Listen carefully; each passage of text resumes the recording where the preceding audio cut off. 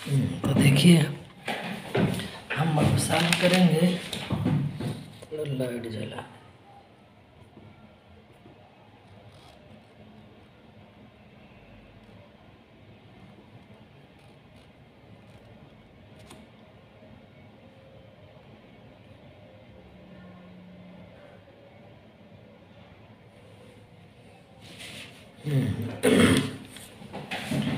आगे से देखिए, तो बस हम अब जल्दी जल्दी से हल करते हैं आपको इसको आगे।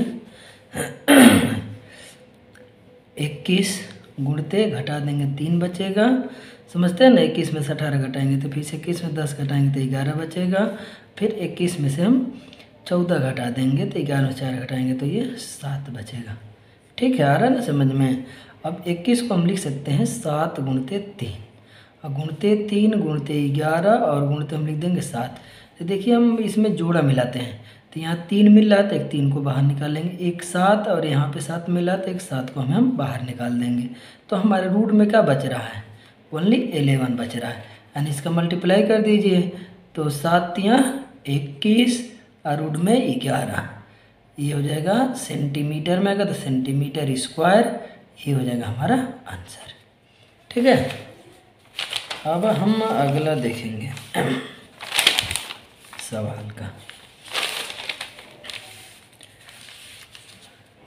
अगला हमारा सवाल है, इसी चैप्टर का है, 5वां सवाल होगा। एक त्रिभुज की भुजाएं का अनुपात 12:17:25 है और उसका परिमाप 540 सेंटीमीटर है। इस त्रिभुज का क्षेत्रफल ज्ञात कीजिए।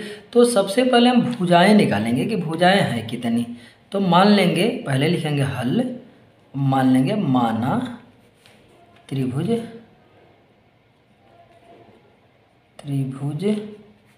की भुजाएं, त्रिभुज की भुजाएं सब में x मान लेंगे, 12x 17x और हम ले लेंगे, इसको लिख देंगे 25x।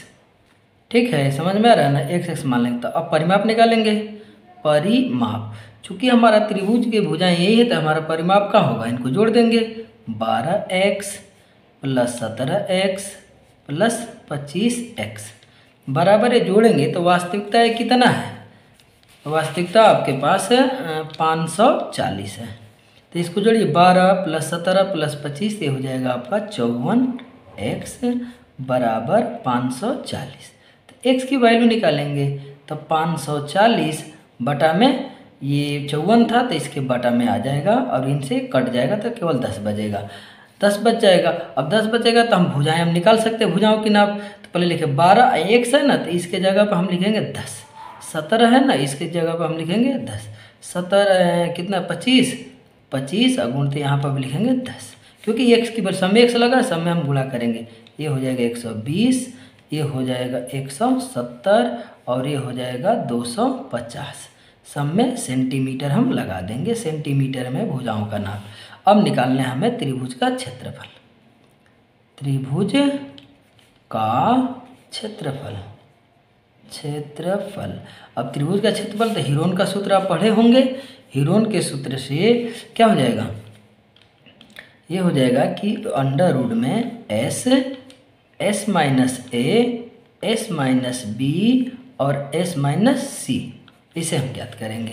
तो पहले हम s आपको बता दिया हूँ, मैं पिछले सवाल में बताया था, 12 120 + 170 + 250 बटा में हो जाएगा 2। अब इसको जोड़ेंगे तो ये कितना आएगा, हमारा आया था ये 540, तो हम डायरेक्ट लिख देंगे 540 अब बटा में 2। अब इसको कटा देंगे तो क्या हो जाएगा, 2 दूनी 4, 1 बचेगा 14 हो जाएगा, और 2 7 14, 0 उतर जाएगा तो 270। अब हीरोन के सूत्र पर लिख दीजिए, सूत्र बार बार लिखेंगे ना आपको याद हो जाएगा। तो s - a फिर s - b फिर s - c, इस पर हम सॉल्व करेंगे। ठीक है, तो क्या हो जाएगा ये हो जाएगा, इसका मान कितना है 270, फिर लिखेंगे 270, क्योंकि ये से है तो इसका मान लिख देंगे एक मान लेंगे, पहला वाला 120 कर लेंगे।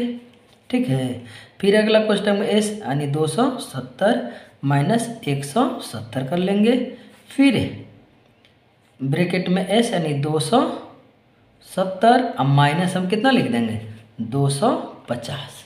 ठीक है। अब एक देखिए अगला सब हर सॉल्व होने वाला है। 270 को वही से जैसे था वैसे तालिए, यहाँ गुणा का चिन्ह लगाइए, इसको घटाइए 0, 7 में से 2 घटाएंगे 5, 2 में से 1 जाएंगे 1, इतना पढ़े होंगे आप।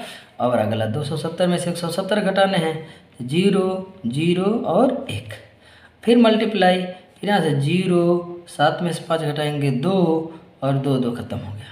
ठीक है। अब फिर एक बार थोड़ा सा और सॉल्व करिए, आगे बढ़ते हैं। 270 को हम लिख सकते हैं 27 गुणते 10, 150 को 15 गुणते 10, 100 को लिख सकते हैं 10 गुणते 10, और इसको लिख सकते हैं 2 गुणते 10।